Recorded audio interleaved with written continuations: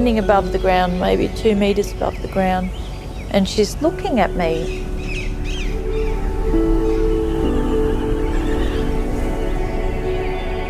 She was very calm, and she was just looked very peaceful. And so that was the story that everyone said, that I saw this ghost. I'd like to think that, you know, I did see something quite beautiful that day. And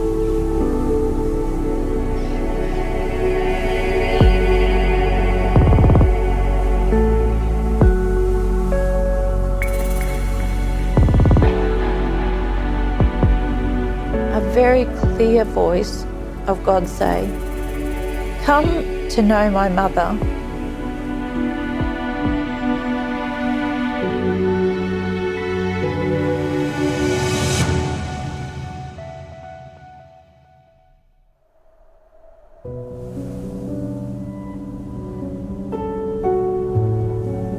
My name is Sonya Slater.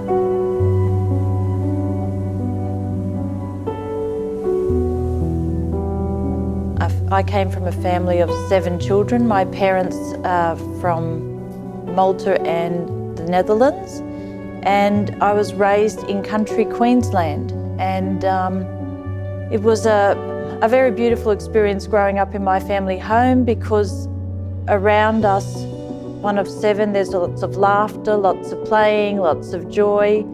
And there was also lots of praying. My parents they came with them a very beautiful spirituality, and it was a Marian spirituality. Both my mother and father are collectively, they have a very Marian devotion, and the Rosary was very much part of our growing up.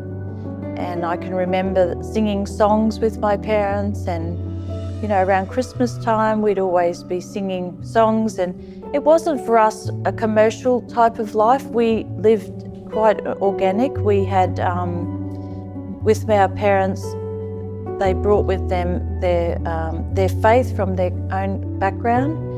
And I guess just the combination of both of them. My father, quite a traditional Catholic. He is one of quite a long line of religious. Like his father's brother was a bishop. His sister is a nun. His oldest brother is a priest. And even my father, he was in a seminary for 4 years of his life in France. With his family, it's interesting because they have a tradition that everybody has the name Maria. And each and every one of us are either named Maria or have a second name Mary or Maria or Marie or something like that. So all of my brothers and sisters have that name, and that tradition has carried on even into my own family. And my siblings have named their children with the name Maria as well, all to devote a child to Mary. My mum has a background and tradition to being Maltese, to Our Lady of Mount Carmel. And so that name is very prominent in her family, and that name's Carmelo. And I always remember my mum, particularly, we grew up sort of in the 70s and 80s, and there was always a financial struggle, particularly when we eventually moved to a place called Chinchilla, because it was in a time when the interest rates were going up. And I think we experience that today, how interest rates are really affecting people's lives, and they will continue to. And it was about, the interest rate had got to 18%, and the bank wanted to take our farm. And my mother would always make us say this in her language. She'd say Adisa, and we would immediately know to say a Hail Mary, because often not know what was in her bank account. And she would go shopping, and we'd be at the shops lined up and with all the groceries, and she'd say Adisa, and we'd just think, oh, she's got no money, we have to pray. And these are little things that we grew up with, and it was very natural for us to devote our morning and our prayer to Our Lady, especially in the evening was the Rosary.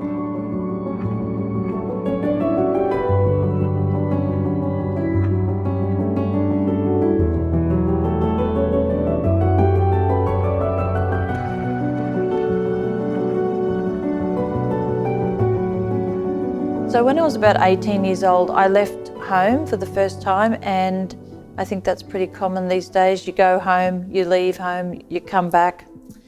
And when I left home the first time, I remember being a little bit frightened. I remember thinking I'm all on my own. I had been always around lots of people, and I was branching out to live in the middle of a place called Emerald, which is in the middle of central Queensland.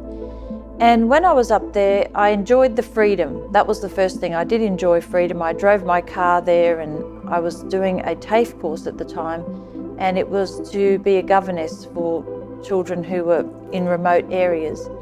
And I had an incident that one time that I'd gone out to a party, and this person had, I don't know exactly what happened, but I remember being followed home that night.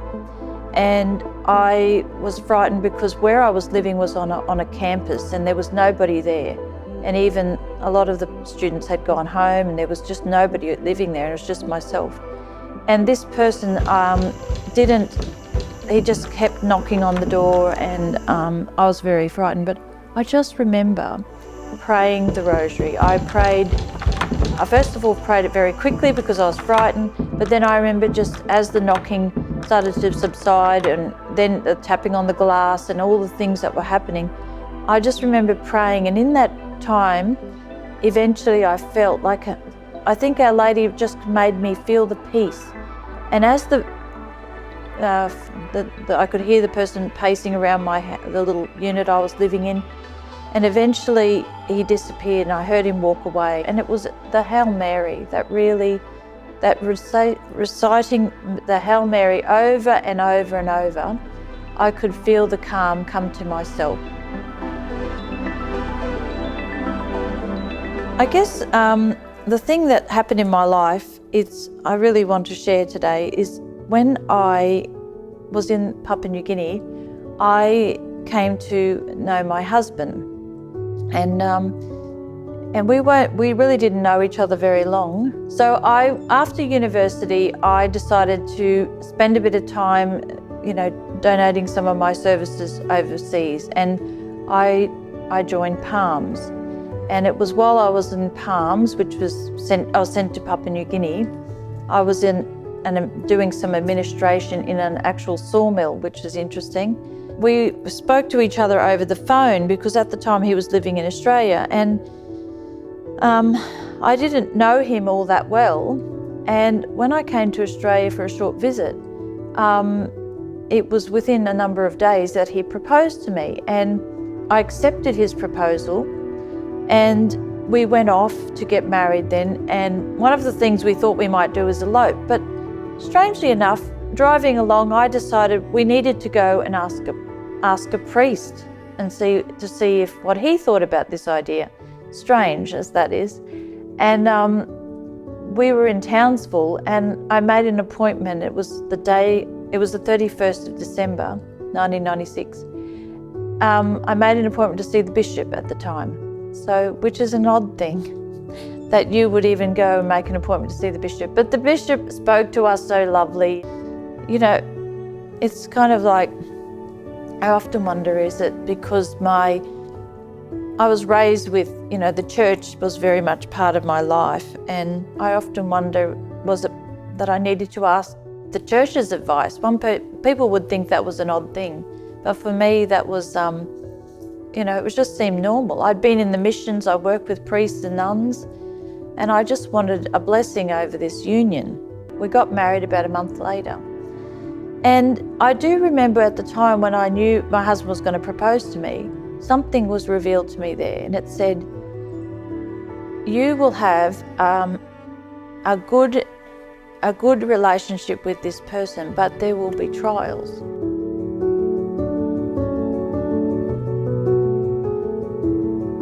And the trials sort of appeared in my married life when I had small children, because we were building this home. And my husband was very preoccupied with building, and I was very busy with children. Our children came very quickly. We have 3 children. I just found motherhood very, very difficult. And and at times it'd be hard because you'd be working, you'd raise your kids, but then they all often say to me now, you know, Mum, you were so angry. And I was angry. I had anger in me that this period of my life when everything came to one place, and that was, I was so fortunate to be building a church. That was part of my job. And I had, you know, our children were growing up and it all seemed to be almost perfect. Like on the outside, everything was perfect, but I was crushed inside. I was very, very, very crushed. And I met this lady through St. Vincent de Paul. Well, I was a member of St. Vincent de Paul. This lady said to me, come to Mass. And I thought, how can I fit Mass in? I'm so busy. I've got to do my walk in the morning and I've got to do this and I've got to do this and I'm busy at work. I've got to get kids to school. But it was holiday time and I thought, I don't have an excuse not to go to Mass. I can go. I don't have to drive the kids. I'll go to Mass. And it was in that going to Mass that I came to know a group of people who were in, they were Verbum Day nuns, and a group of people came each Saturday or once a month to a Verbum Day prayer meeting, and I started attending.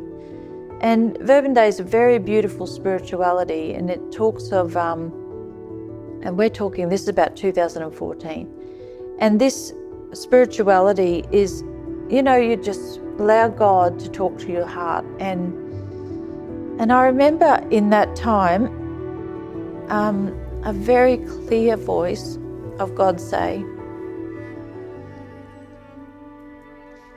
come to know my mother. She is so sweet. And this is the mother that I came to know.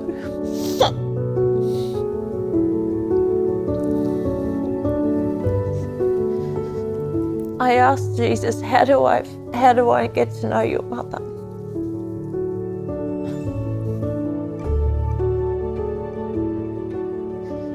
And the first thing was to know her gentle spirit, the gentleness of Mary.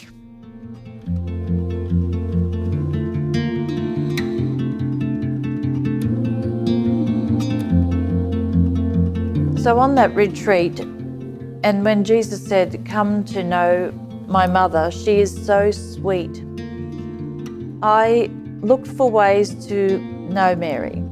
And the first thing that I did was to pick up the rosary beads again and to say her rosary. And it was in saying the rosary and meditating on the mysteries. We went on a lovely pilgrimage to Israel.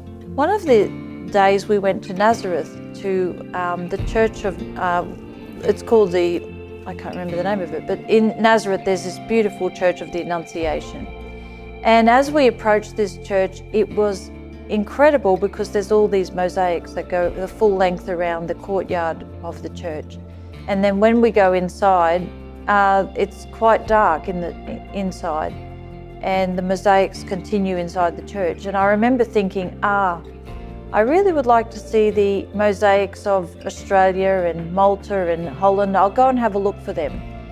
And I could tell when I walked into the church, there was this beautiful, I suppose like a cave. And inside there was the place where they honour the Annunciation, where a lady was with the angel. And I was trying to walk past where the beautiful grotto is, and I got this very strong word, and it was humility. And it was the understanding this is who Our Lady is. She is the most humble of humble. And with that, it was kneel down. So I knelt down. I was extremely aware of what I had been doing as a tourist, and really that was, after that awareness, I was very conscious of the rest of my trip. Thankfully this happened in the second day, of being aware of this is, you don't get these opportunities often, and to take them and to be a tourist is not how you walk around where Jesus walked. And Our Lady showed me that you need to be humble to get the most experience out of the travel.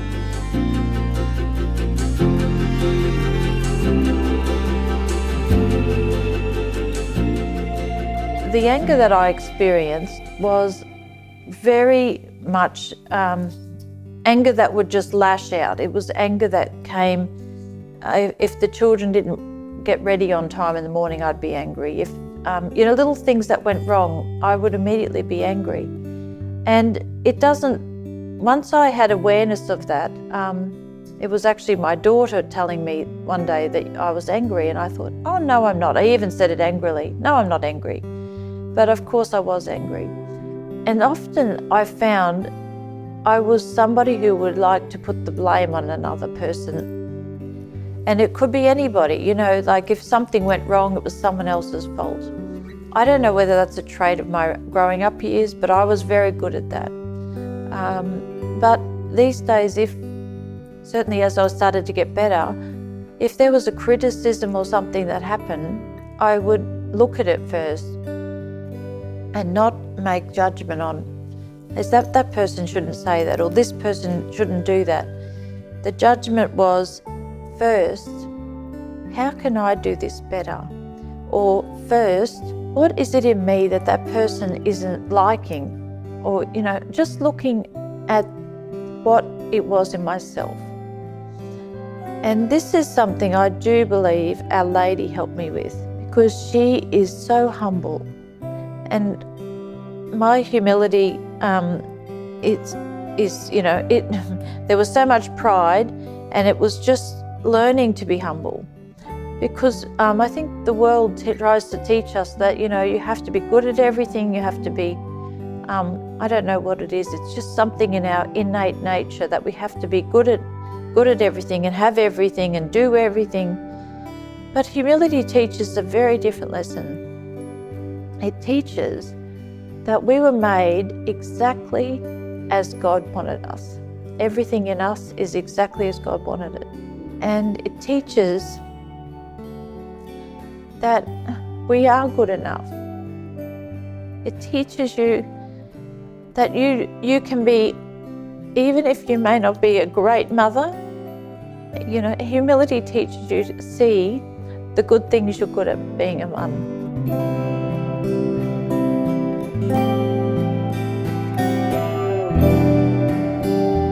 So in my current life, I still enjoy daily Mass, but around COVID time, life changed for me. I started to work part-time, and I think that has suited me in my lifestyle. It gives me some time to myself. It gives me time to do things that I never did before. Sometimes I learned to do a bit of painting.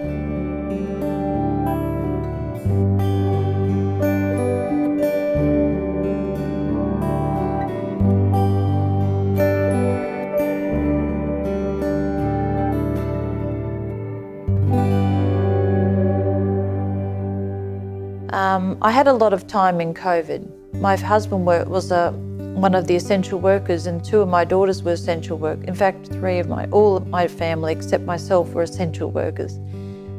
It turned out that each and every one of them were caught up with that incredible fear of them being the super spreader.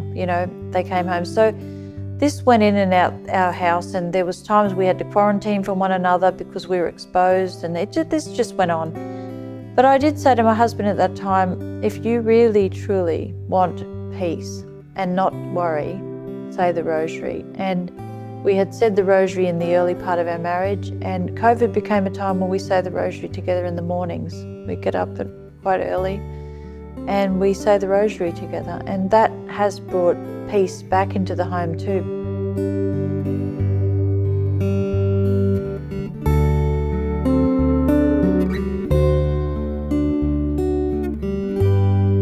Recent times too, my mum got very sick, and our family came together to say the Rosary with her, and that's very comforting.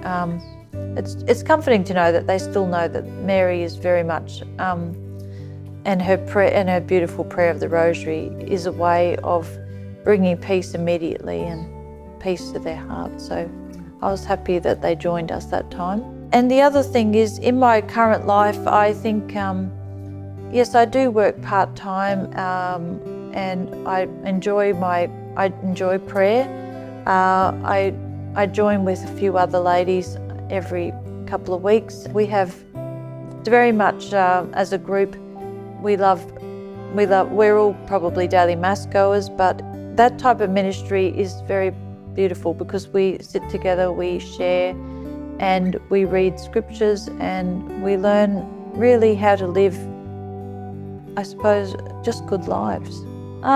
So over this little journey of discovering this sweet Mother Mary of ours, I have come to know lots of insights about, I think there's that saying, she's the undoer of knots. She really knows how to help us unravel those very difficult things in our life. With our children as they grow older, they all have various things they need to come to their mother to. And often I'll just pass that straight on to Our Lady and say, well, Mother, I don't have the answers, but I know you can speak to our loving God, and you can help me and guide me in my ability to guide my children. So it is like an intercessory place where she stands and is able to help me and my family.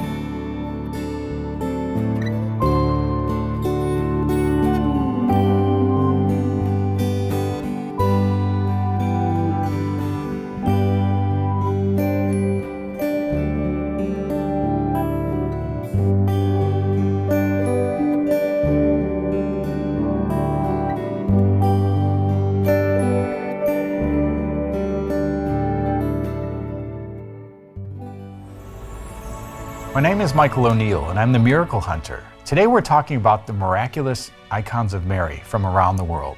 One of the most famous icons is that of Our Lady of Good Counsel from Genazzano, Italy in the year 1467. And the story goes like this. On the Feast of St. Mark, April 25th, the townspeople of Genazzano were walking around celebrating that feast when they heard beautiful music in the air.